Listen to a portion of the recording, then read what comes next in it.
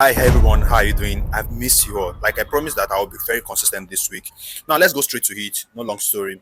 We are in international break, and this is a perfect time to discuss about Manchester United affair.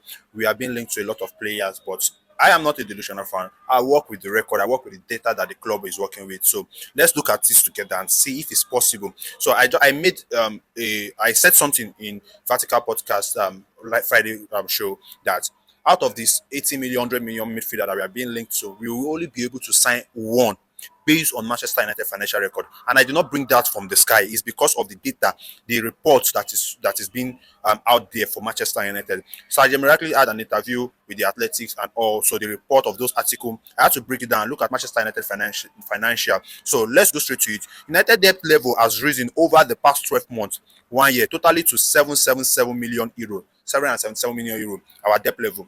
So now, United net transfer debt was 287 million euro in December 2023. 2 years on, the figure has risen to 314 million euro.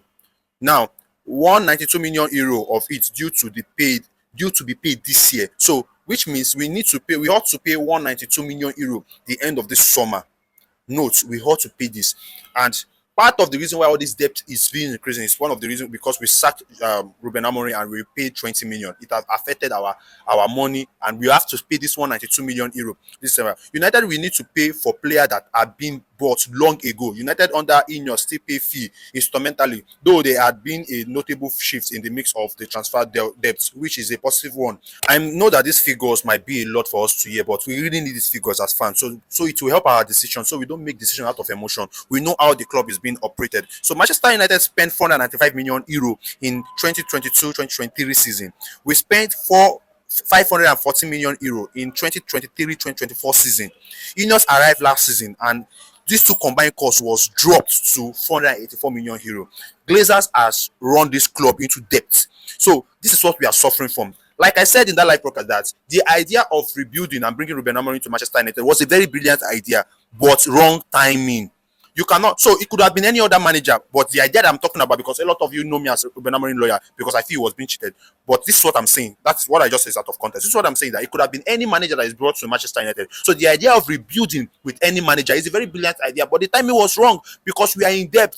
Ineos do not have a lot of money to put in investment into Manchester United. The little they could put, we saw the results. So this is me partially, not fully, partially telling you that they did some job well done. Because when somebody do something, you need to give them thumbs up for it. So there is 650 million dollar of United borrowing that are long time and linked to the Glazers takeover in 21 years ago. So which means our debt has been since 2005 that Glazers bought Manchester United in debt. You get?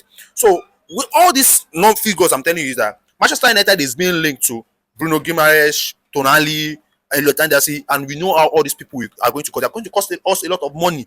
We might not be able to buy all of them. Just to pay your mind as a fan, that you might just be able to buy one out of them, then buy young prospects because of Manchester United finance.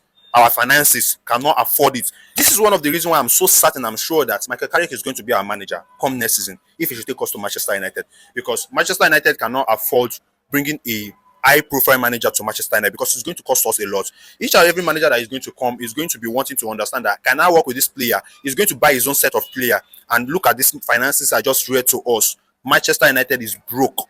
You get? But we are coming out of it. You cannot come out of brokenness once. With the record, with the progress Ineos has been able to do so far, we are coming out of it. The numbers are there. The part of the thing that Ineos was able to amount to this success is because they let go some staff that have been overpaid, some players that have been overpaid. That's one of the reasons why Casemiro is leaving Manchester United. Like I said in my previous video, Casemiro is not leaving Manchester United because of bad form or bad play. It's because of the money. We need to balance the book. You get? So Manchester United is going to do some selling off of players this come the end of this summer. So he's going to be able to balance the book. So with all of this being said, we will not be able to employ a high standard manager. We might still be able to go with Carrick. Then the board needs to work with him and buy some player, some midfielder. We are recruiting that midfield, but we might not buy all these high profile players that have been linked. We might just be able to buy just one, then buy development player to join him. Let me know your thoughts in the comment section. How do you feel about this news? And I'm going to see you in the next one.